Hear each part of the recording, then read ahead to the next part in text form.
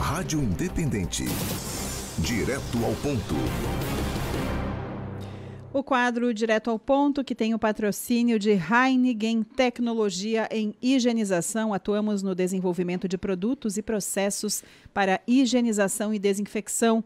Acesse nossas redes sociais, @Heineken Química.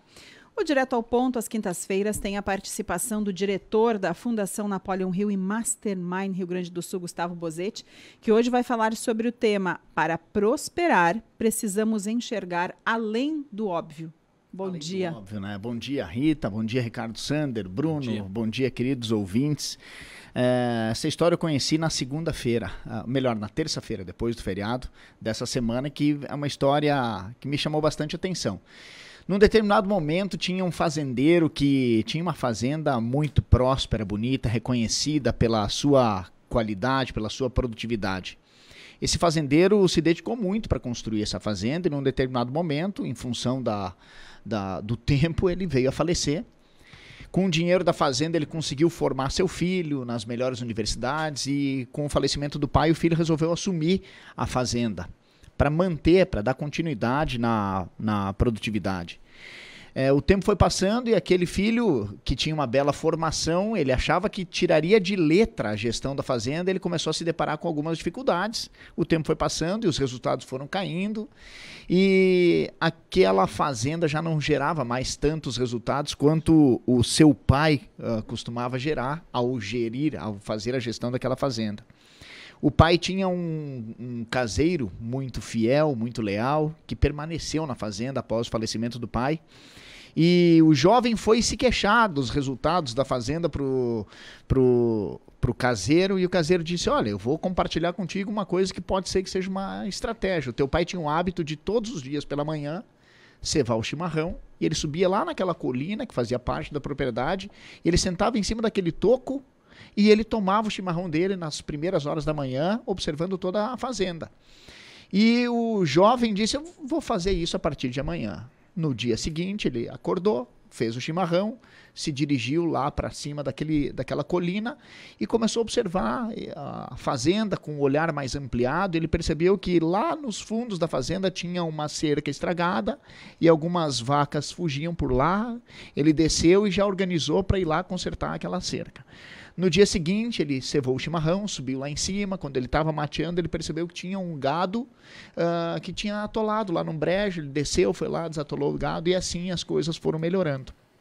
E o grande segredo foi que ele ia tomar chimarrão no toco, em cima da colina, para ter uma visão mais ampla da fazenda. Todo o empresário deveria, em algum momento, tomar um chimarrão no toco, observando a sua operação, o seu dia a dia. Todo o ser humano deveria ter visão não apenas visão de árvore, mas também ter uma visão de mata, também ter uma visão de selva. São 3 visões diferentes. Todo o empresário deveria ter a visão do motorista de carro, mas ele também deveria ter uma visão do piloto de helicóptero, ele também deveria ter uma visão do piloto de avião. Ou seja, todo ser humano, para melhorar os seus resultados, ele deveria ter visão de contexto. E o grande segredo do ser humano, que tem uma visão mais ampla, é que ele consegue olhar para onde todo mundo está olhando e enxergar o que poucas pessoas estão enxergando. Às vezes está tão nítido diante dos nossos olhos, mas a falta de visão de contexto nos impede de enxergar aquilo que parece ser óbvio. Então nós precisamos criar dispositivos que nos permitam ampliar a visão para que dessa forma a gente consiga ir melhorando aos poucos os nossos resultados. Em todos os âmbitos da vida, né? Tem empresário que é muito bom tecnicamente em uma coisa específica, mas ele não dá muita bola para outras coisas porque ele acha que não vai impactar na vida dele e acaba impactando. Ontem mesmo almoçava em Porto Alegre com um empresário que disse: cara, às vezes a gente fica anojado dessas questões políticas aí, mas quando nós vamos ver, está impactando diretamente no nosso resultado. Não dá para desvencilhar uma coisa da outra. Não é porque nós não estamos habituados ou não estamos satisfeitos com algumas coisas que nós podemos deixar de lado. Não, nós temos que ter a visão de contexto e compreender os movimentos que estão acontecendo na economia, na política, nas novas leis, no cenário global, porque também o que acontece lá fora impacta no dólar, que impacta na nossa formatação de preço aqui. Às vezes o rompimento rompimento de uma matéria-prima numa cadeia produtiva pode prejudicar o nosso resultado financeiro aqui. Então nós temos que estar enxergando sempre as oportunidades. Ontem à tarde, inclusive, falava sobre a falta de visão que alguns colaboradores têm da empresa. Essa empresa está crescendo e o colaborador consegue enxergar que a empresa está fazendo movimentos para crescer, se adequa e acompanha, surfa a onda do crescimento da empresa, seja promovido, aproveite. Da mesma forma, se a empresa, o empresário botou um teto no crescimento da empresa, observe esse contexto, porque tudo isso pode alterar os nossos resultados, né? O exemplo é muito bom, Bozetti, e acho que todo mundo que puder ter essa visão de cima vai conseguir tirar algum fruto, né? Ou ver que está tudo certo, ou ver, olha, não, isso aqui está certo, mas ali tinha uma coisa que eu não tinha observado.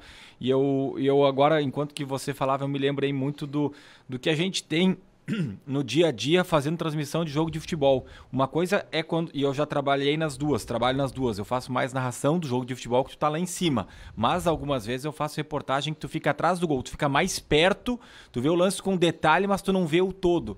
O Jaci Preto, nosso comentarista, ele adora. Ele diz assim, não, é outra coisa tu tá no estádio e tu vê lá de cima o jogo, porque tu vê a questão tática, estratégica, tu vê o desempenho, o desenvolvimento das atividades. Agora, tu tá na TV...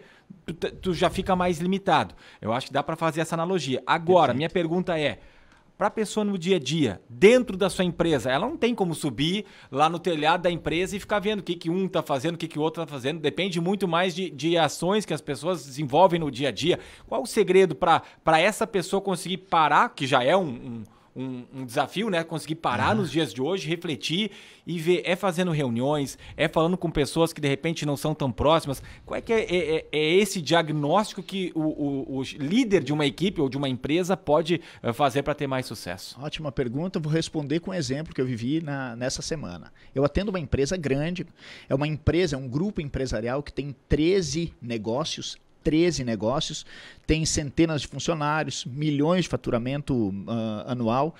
É uma empresa que está inserida em alguns segmentos que são distintos, né? Eles estão no segmento da commodity, uma indústria de arroz, e eles também estão inseridos no segmento de construção de marca, eles produzem ração PET também. E o que eu vi lá ao transitar lá na indústria? Eu vi literalmente um toco, um cartaz com o texto todo explicando da colina, do alto da colina, de sentar para tomar um chimarrão no toco. E junto naquele ambiente tinham diversos indicadores de desempenho que eram alimentados periodicamente, constante e continuamente.